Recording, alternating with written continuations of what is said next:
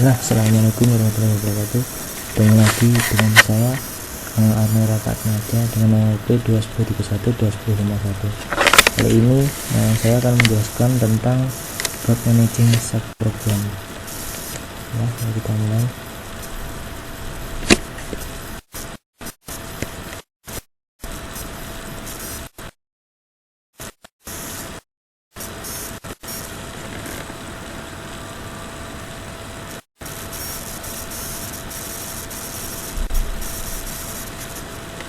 Setelah menyelesaikan pembelajaran ini, Anda diharapkan dapat menguasai materi.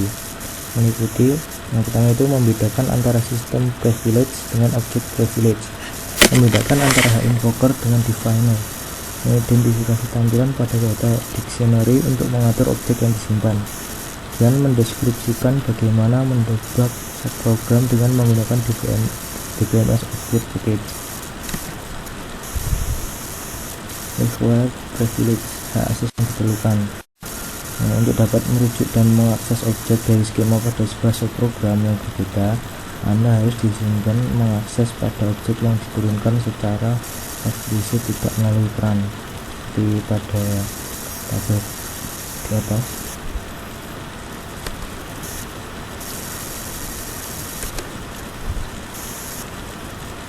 Granting access to data, memberikan akses data.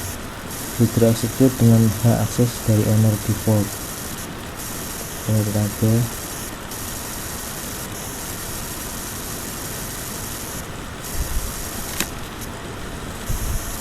using invoker types, menggunakan hak invoker. Tabel itu buat execute, kemudian authentic ID current user. Setelah itu managing stored PLSQL object, mengatur objek PLSQL yang disimpan. Di sini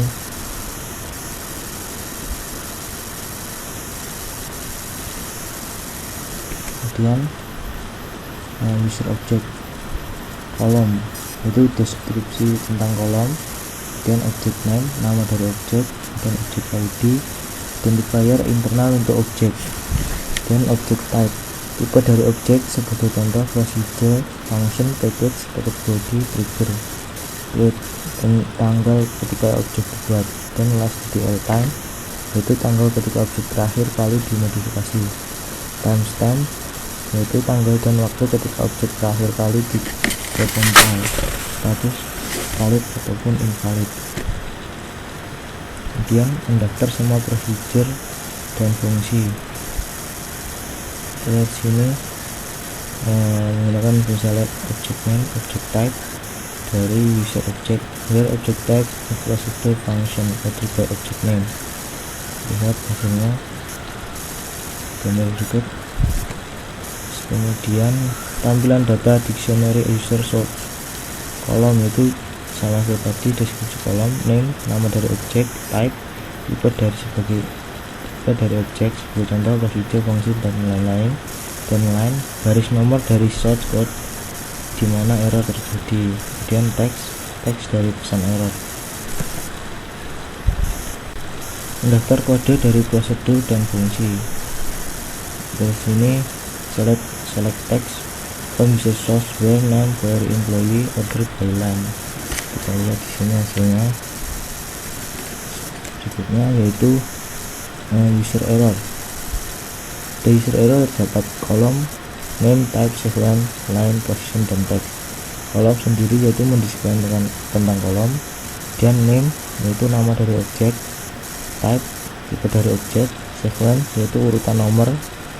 Di sini adalah untuk ordering, kemudian untuk line garis nomor dari source code di mana error terjadi, dan ada position yaitu posisi pada line di mana error terjadi.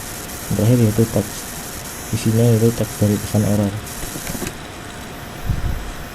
Mendeteksi kompilasi error, contoh create or replace procedure log execution is began, input into log table user ID log date wrong.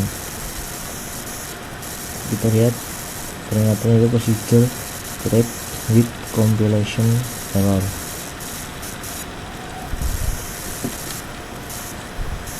Kemudian mendaftarkan kompilasi error dengan menggunakan user error. Nah, sini select line position post text from user error rename log execution berguideline. Hasilnya di bawah untuk error encounter the symbol into dan juga symbol value dan juga n.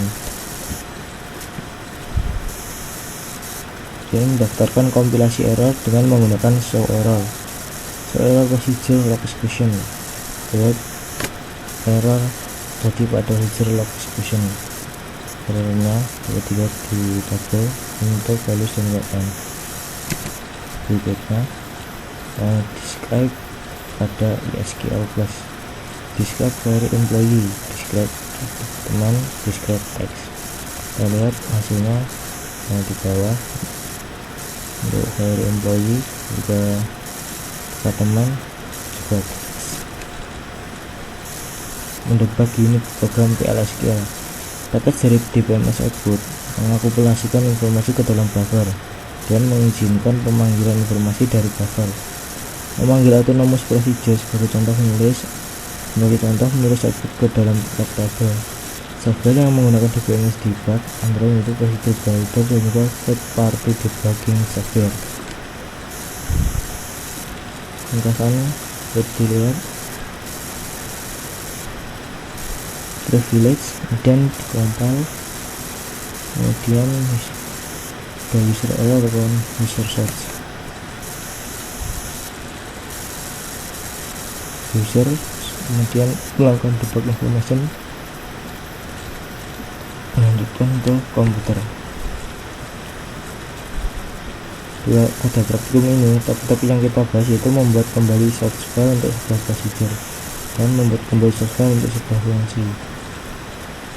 Terima kasih perhatiannya. Assalamualaikum warahmatullahi wabarakatuh.